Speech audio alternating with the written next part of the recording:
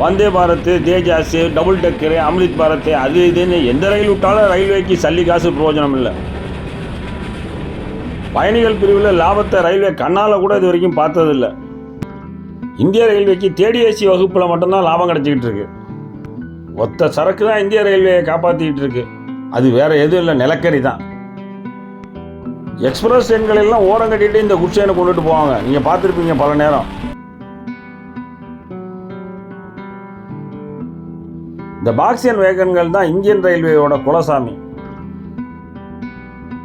ஆண்டுக்கு 6 billion ton நிலக்கரியை உலகத்தில் தோண்டி எடுக்கிறாங்க. அதில் 0.9 பில்லியன் டன் இந்தியா தோண்டி எடுக்கிறது. பெரும்பாலும் நிலக்கரி எடுக்கிற நாடுகள் அவர்களுடைய சொந்த தேவைகளுக்கு பயன்படுத்திக்கிறாங்க.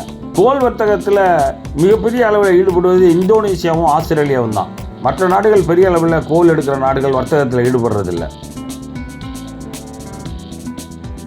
அதிகமாக கோல் ஏற்றுமதி பண்ணுவது இந்தோனேஷியா தான்.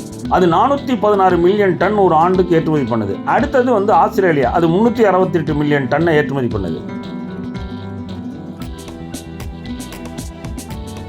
அயான் இண்டஸ்ட்ரீஸ், ஸ்டீல் இண்டஸ்ட்ரீஸ், மின் உற்பத்தி நிலையங்களுக்கு வந்து இந்த நிலக்கரி வந்து மூலப்பொருளாக இருக்கு.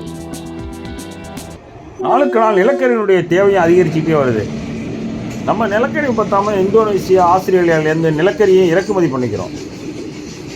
இதனால் வந்து ரயில்வேக்கு வந்து நிலக்கரியினுடைய டிரான்ஸ்போர்ட் அதிகரிச்சிருக்கு.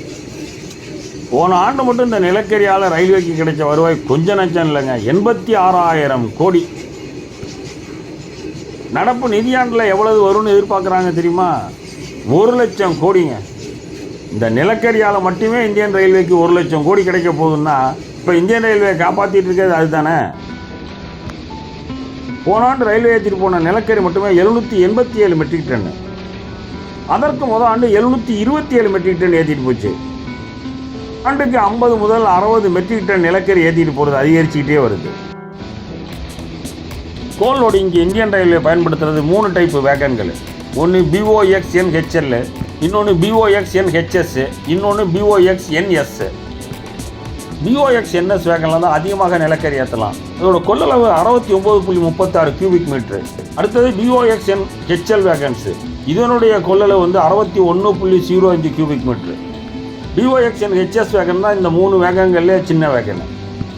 எக்ஸ்பிரஸ் ட்ரெயின்கள், பாசஞ்சர் ட்ரெயின்கள் எல்லாம் ஓரம் கட்டிட்டு இந்த மாதிரி குட்ஸ் ட்ரெயின்களை வந்து முன்னாடி கொண்டுட்டு போவாங்க. நம்ம ட்ரெயினில் உட்காந்துட்டு பல முறை திட்டிருப்போம். முக்கிய காரணம் இந்தியன் ரயில்வே சரக்கு போக்குவரத்தை நம்பி தான் இருக்குது. இந்தியன் ரயில்வேனுடைய அச்சாணியே இந்த பாக்ஸியன் டைப் வேகன்கள் தான். ஒவ்வொரு சரக்கு வேகங்கள்லையும் 11 டிஜிட் நம்பர் இருக்கும். அந்த நம்பர்கள் எப்படி கொடுக்குறாங்கிறத அடுத்த வீடியோவில் பார்ப்போம். இந்த வீடியோ பிடிச்சிருந்தா லைக் பண்ணுங்கள், மறந்துடாமல் சப்ஸ்கிரைப் பண்ணுங்கள், ஷேர் பண்ணுங்கள். வணக்கம்.